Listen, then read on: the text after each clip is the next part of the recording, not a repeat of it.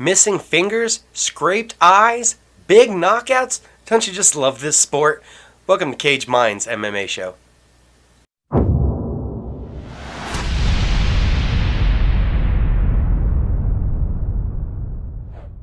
Start off with some highlights, and there was no more highlight of the weekend. It broke the internet. I know you've heard of it by now.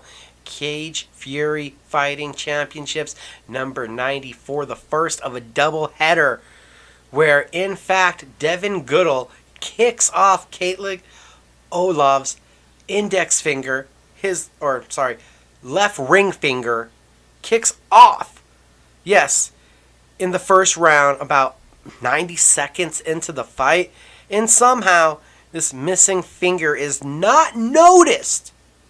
People, not noticed until in between the second and third rounds. Now, reportedly, when they cut the glove off, apparently the way that the finger had detached from the bone, there was still skin attached, and it kind of folded back and got lost in the glove. Nasty scene, chaos. You'll never think you're going to hear over a PA if anyone has seen the fighter's finger. Please return it to ringside area. All works out. The finger has been reattached. And CFFC 94 was streaming like crazy and trending all over Twitter. Then you get to night number 2, where CFFC 95 delivers us what will be a knockout of the year contender. It's a spinning wheel kick from Paul Capolato hitting Chris Vasile, and it's a beautiful knockout. Vasile is out before his body hits the ground. But Paul flies in with some extra unneeded hammer fists. And really, when we're talking about knockout of the year, you want to do what Corey Sandhagen did. When you know the guy is off, that walk-off, that strut, that is a memorable moment. And it's the moment that leads to an award. Now, what we saw from Capodalo is the same kind of follow-up we've seen from Francis Ngannou, that we've seen from Derek Lewis. It's extra. It's a little bit too much extra, where there's a beauty in the walk-off that cannot be understated, that raises that assassin level on your video gamer profile a little bit higher when you get the walk-off, and I wish we would have seen the walk-off. Now, what everybody was really looking forward to this weekend, and it was Friday night, it was Showtime. Showtime for Bellator. That first event on Showtime, Bellator 255, the second featherweight Grand Prix semifinal, and it lived up to the billing of huge fireworks as Patricio Pitbull Freire advances from Emmanuel Sanchez. It was a blitzing in combination where the right hand fell short, but I believe it did so to set up the intended left body kick. But before he could get that kick off the ground, it was a left hook from Pitbull getting to the Sanchez chin before he could return that defense to a correct position. That left hand had Sanchez hurt. Pitbull with the right hand to the pectoral just to push and get Sanchez off balance. Pitbull jumps on a guillotine and he pulls that guard when he knows he has it in. Is telling the ref that Sanchez is asleep. And in fact, Sanchez is. A big win for Pitbull. Advances to the fight that Bellator has been wanting to make. It's Pitbull versus McKee. You have AJ McKee, the mercenary, the first finalist in that featherweight Grand Prix, did so with the incredible submission win over Darian Caldwell. He's been calling out Pitbull since day one. His entire professional career has taken place in that Bellator cage. You have the most legendary fighter in the promotion's history in Pitbull against the mercenary. The fighter that's been raised in this promotion to become the face of the promotion. It's the featherweight Grand Prix finals that everybody's been looking forward to. The co-main event, I said we had a scraped face. Crazy situation as Jason Jackson is landing shots on Neiman Gracie. Looks to have Gracie hurt a little bit. They get into a grappling scenario. You see Jackson end up on top. He's by the fence and literally eye open, scrapes his face down the fence. It hurts him. You see Gracie able to scoot out the side and come around the back door from half guard, taking Jackson's back. Looks like the fight's going to be over from there. Jackson is able to defend long enough that the ref stops the position, brings the doctor in. When they restart the position, Jackson is able to sweep, get on top, scraping his face, unable to see for what looked like most of the first and second round.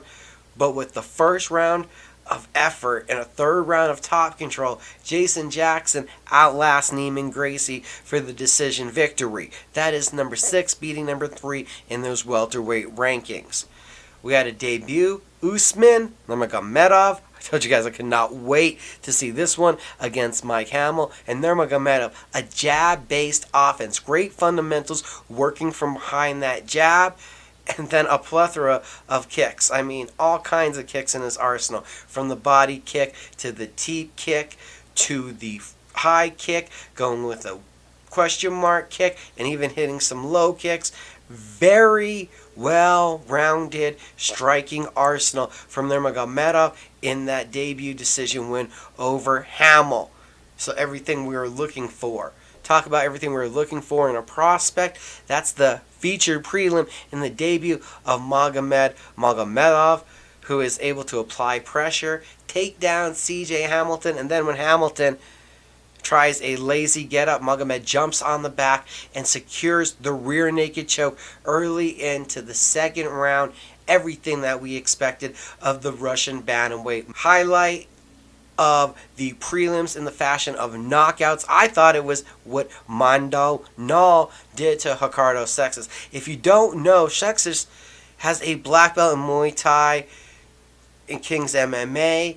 Very well-rounded fighter, but he was no match for the absolute sniping ability of Nall, who was landing punches and kicks from every angle and busting up Sexas.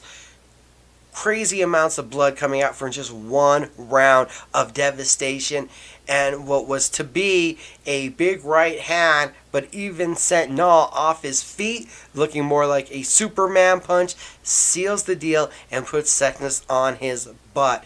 Mando Nall, another prospect for Bellator in a much needed lightweight division. That division is the most thirstiest of all the Bellator divisions to find new prospects, to get that new flavor. Love the performance from Mando Nall. Great submission came out of Jose Augusta, who got taken down by Jonathan Wilson. Threatened immediately with the omoplata, though, and then as soon as he was able to get the fight to where he was in top position, attack that head and arm choke, getting the submission victory. Talk about some beautiful striking. 3 knockdowns in under 90 seconds. That's what I'm talking about, and what you saw Roman Fardo do to Trevor Good. Good was unable to defend anything. 3 big knockdowns off of clean striking hooks. 2 from the left side, 1 from the right side. Now 5-0 for Faraldo. And then opening up the card was a brutal TKO. Now we know we all love some great ground and pound, and my favorite position to see it from is the crucifix position, and that's where Jordan Newman got Branko Brunswick and just dropped down elbows until the finish. So literally from the first fight to the last fight, Bellator 255 brought, as expected and as hyped, a great night of action to Showtime. For all the boxing fans, I had mentioned over in Dubai at Caesar's Palace, you were having a big WBO title fight, and Jamal Herrig is still champion after just battering Carl Frampton. Frampton not returning to the ring after the 6th round, staying on the chair. A big win for Herrig. That'll send us towards looking at the headlines, seeing what the news is. The UFC has announced a heavyweight addition to next weekend's UFC Fight Night, April 17th. That's the Whitaker versus Gastelum card. That addition will see tough winner 10-1 Juan Espinino against 13-0 unbeaten Alexander Romanov.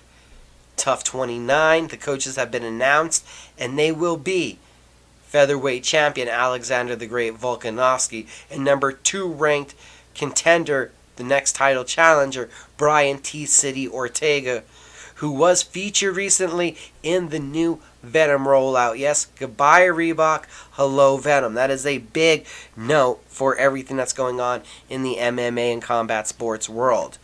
UFC on ESPN 24, May 8th. It's tentatively slated that we're going to see number 10 ranked women's strawweight Amanda Ribas against number 12 ranked Angela Hill.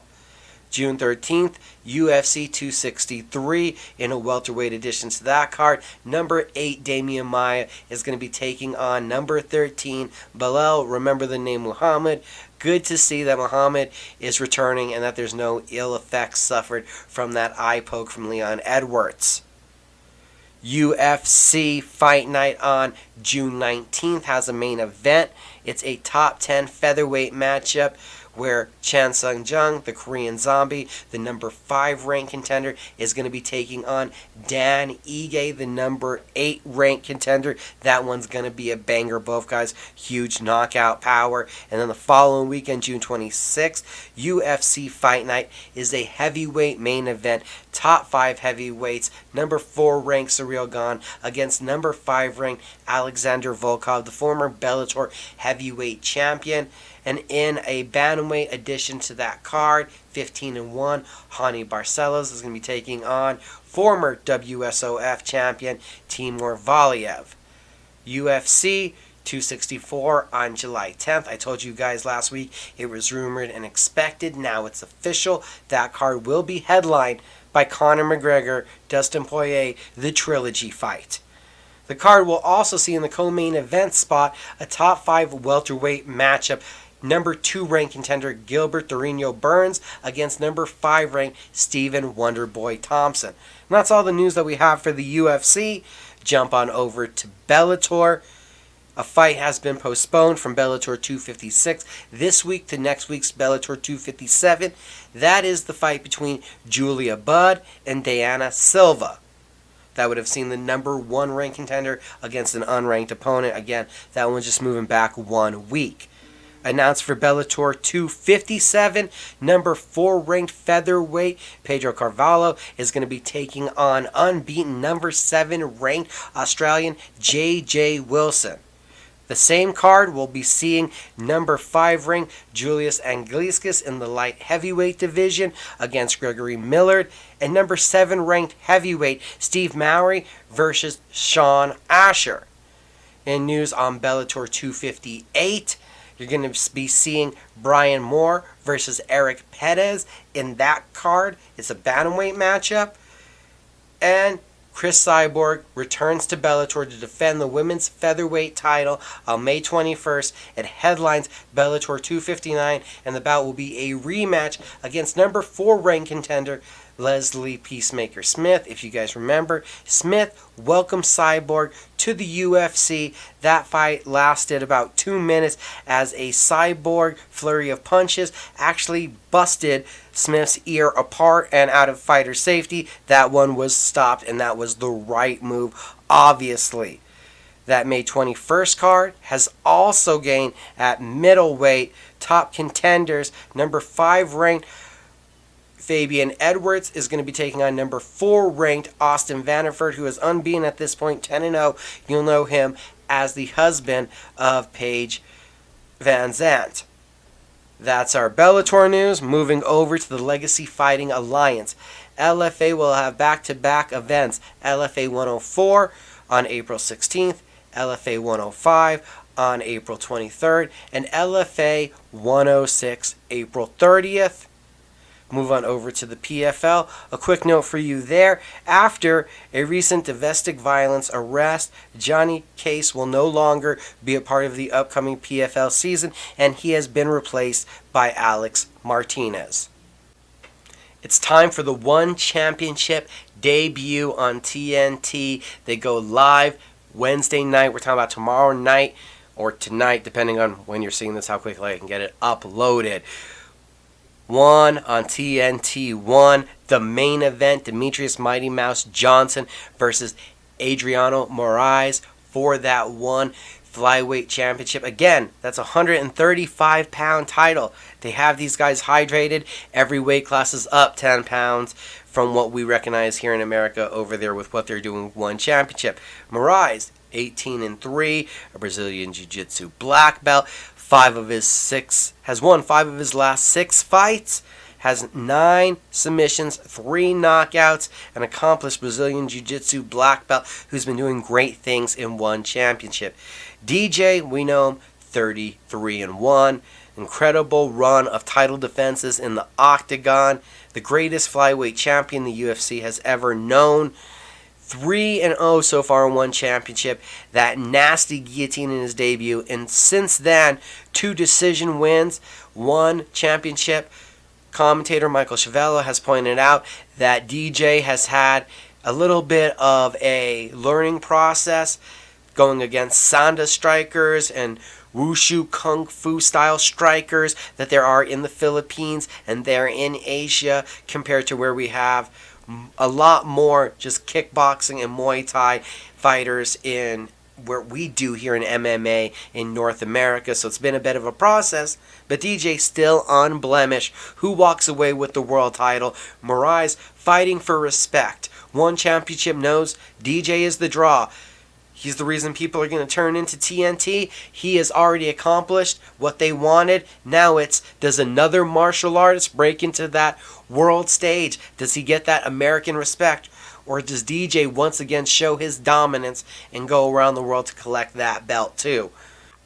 Go to the co-main event. It's the former Bellator and UFC champion Eddie Alvarez comes in at 30-7. It's a lightweight fight, but this one contested at 170 pounds. Again, that up a weight class basically in one. He takes on Yuri Lapicus, who is 14-1 from Moldova. Alvarez 1-1 in one championship. He beat Edward Furlong, a former one champion, by decision, rebounding from a knockout loss. On the other side, Lapicus is unblemished besides one champion, Christian Lee. He was not able to get that decision victory. Lapicus, 100% finishing rate, 10 subs, 4 knockouts, 13 of his finishes come in the first round. The guy is looking for the finish at every moment. Not to mention you have kickboxing, Muay Thai, and a heavyweight MMA bout where you're going to see Omar Kane coming from Senegal, the Senegal wrestling product, who has made waves across the internet for his performance. You're going to want to tune in to be our live early. I know I'm excited. I hope you guys are. One championship finally live on American TV. What to look forward to this weekend on UFC Fight Pass? It's Lion Fights 56 on Friday. A pair of championship fights. Taylor McClatchy versus Angela Whitley for the Lion Fight Women's North American Lightweight title. That's a 132-pound fight. And you also have Jake Lee Peacock against Caleb Hunter. Both fighters 4-0, and they're battling it for the Lion Fight North American Super Welterweight title. That's a 150-pound fight.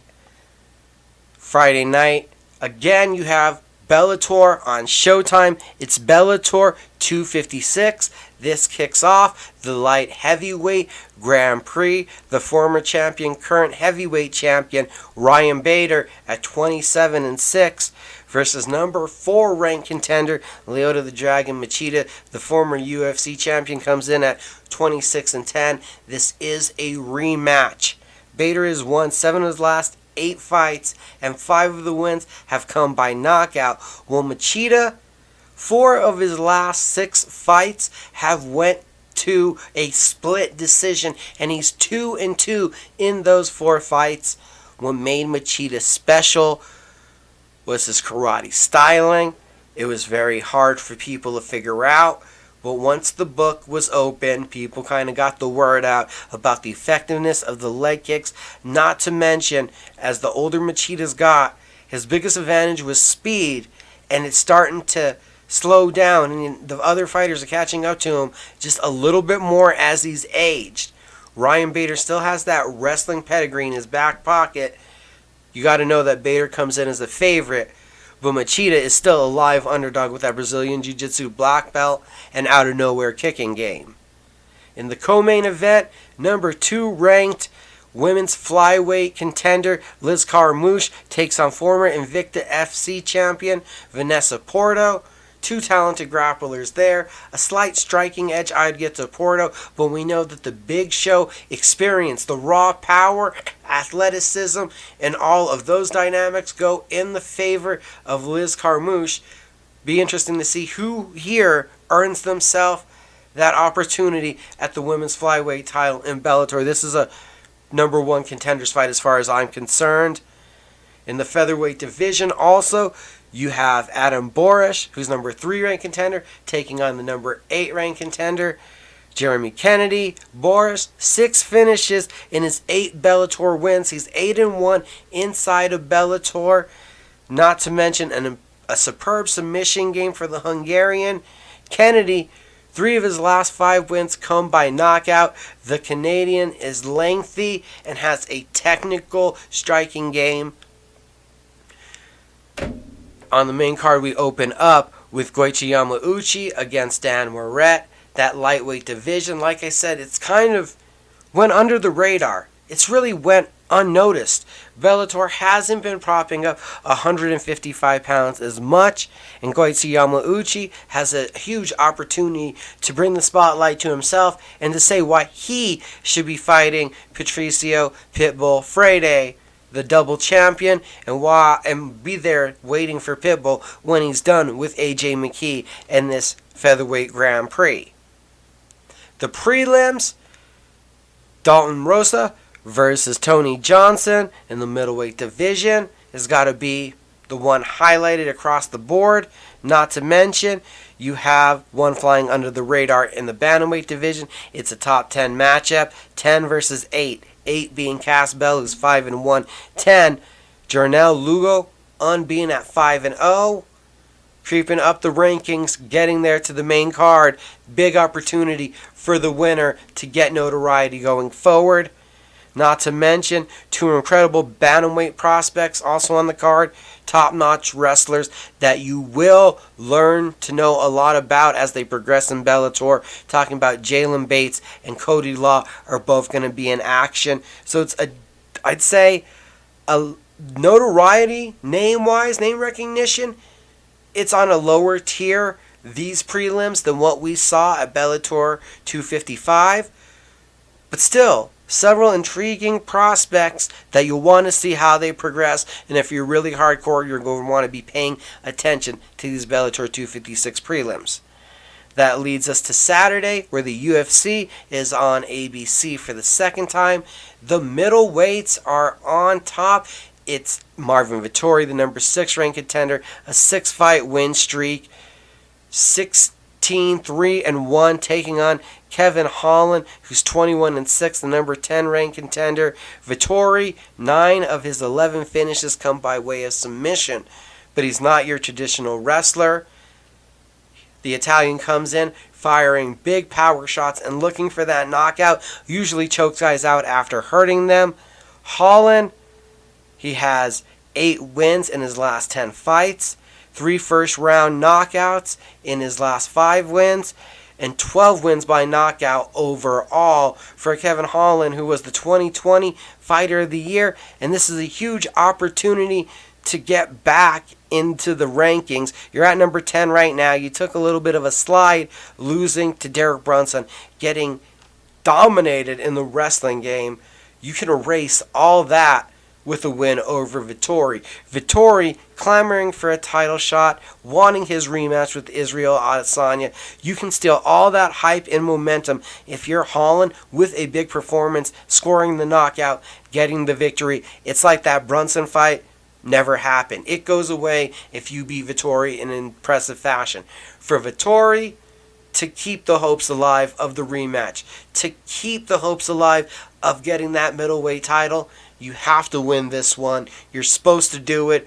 Holland's the one coming in on short notice, coming in off a loss. A lot of pressure on Vittori, where I feel like Holland can fight free and easy. And not to forget, this is the first time we'll see the Venom fight kits inside of the octagon. Co-main event, that one's going to be in the featherweight division. We're talking about its top 11 ranked featherweights. Number 11, Sadiq Youssef, who's 11-1, taking on number 10 ranked Arnold Allen, who comes in at 16-1. Allen, a 9-fight win streak. He's 7-0 in the UFC, and his biggest win came at UFC 239, a decision win over Gilbert Melendez, just disabling Melendez with leg kicks. On the other side, Youssef, a 6-fight win streak, 6 wins overall, and his record of his 11 come by knockout. He's a powerful striker, but he is a one-punch fighter. He doesn't throw a lot of combinations. He has had some incredible wins in the octagon, notching victories over Andre Fili and Gabriel Benitez.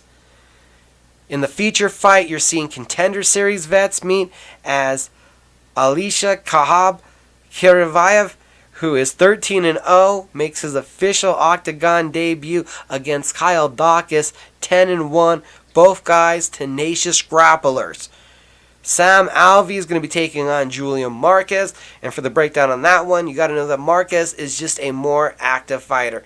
Alvey still has that tendency to fall back, hang out around the fence, and look to counterpunch, where Marquez, we've seen now, he has the ability to wrestle, to scramble, to hit a submission, and has a very powerful right hand. Somebody gets knocked out most likely in that one. Welcome back to the octagon. Nina Ansaroff, the wife of Amanda Nunes, the number 5 ranked strawweight, is going to be taking on number 11 Mackenzie Dern. We know that Ansaroff has a plethora of skills, equally divided between her striking and grappling. Well, Dern, a willing-to-brawl striker whose forte is really on the ground with world-class jiu-jitsu. Mike Perry faces Daniel Rodriguez, and these are two fighters going in different directions. Perry's lost 3 of his last 4. His last win was the decision over Mickey Gall. Well, D-Rod has had some big finishes so far in his UFC career. A knockout of Dwight Grant and an octagon debut submission of Tim Means here in Albuquerque. D-Rod has been on a upward trajectory, while Mike Perry has unfortunately been going the other way, and this could be the last time we see Platinum Mike in the octagon if he doesn't have a big performance. Jim Miller, longtime veteran, always fun watching him. He returns to take on Joe Zielecki. Zielecki, coming in at 10-2, is on a 5-fight win streak. If he's able to add that veteran to his resume, you could see Zielecki get that opportunity at a top 15, possibly a ranked opponent. Also in the lightweight division, you got Scott Hot Sauce Holtzman taking on Matsuz Gamrat.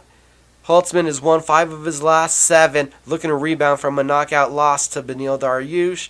The guy is a willing striker. His striking is really underrated. He started off his MMA career taking guys down and pounding them away, but has become a really well-rounded kickboxer since those days. And Gamrat, he's 17-1. That one loss is by split decision. He's the best lightweight coming out of Poland and a force to be reckoned with. Also in the lightweight division, another one that's going to be a striker's delight, Canadian kickboxer John McDessie, who has a win by spinning back fist and has been knocked out by spinning back kick, takes on and welcomes to the octagon Ignacio Bahamondes, who is an LFA vet, earned his contract on the Contender Series. The Mexican trains in Chicago with Mike Valley and is a heavy-handed kickboxer. In the bantamweight division, one that I got to highlight, 13-0, Jack Shore is going to be taking on 9-1 Hunter Azure. Azure, a plethora of skills, an Arizona fighter training out of the lab, who's came up through the LFA. Well, Shore, who hails from Wales, so far has 2 wins in the UFC, both by rear naked choke, and in fact his last 3 wins have all come by rear naked choke. That one is going to be a ton of fun. Opening up the card at welterweight, Ipa Kasanya at 8-1 is going to be taking on Sasha Platnikov, who's 6-2, and again, a striker's delight. 2 guys that want to throw hands first and knock each other out. UFC ABC 2. I'm looking forward to a lot of great action. And then if you guys are wondering what's going on in the boxing world, on Saturday, ESPN, it's a vacant WBO light heavyweight title fight. Joe Smith, Maxime Valazzo. Then on Showtime, you have the IBF Junior Bantamweight title. Jerwayne Angus is defending against Jonathan Javier Rodriguez. And over on DAZN, WBA and WBO women's title fights with Connor Bean versus Samuel Vargas in the main event. That's your boxing on DAZN. It's a big weekend of combat sports ahead of us. One championship Wednesday, Bellator and Lion fights on Friday, UFC Saturday, boxing all Saturday night. Don't forget to visit the website, cageminds.com, and keep up with us across social media. On Facebook, Cage Minds Combat Sports News. On Instagram, CageMinds_CSN.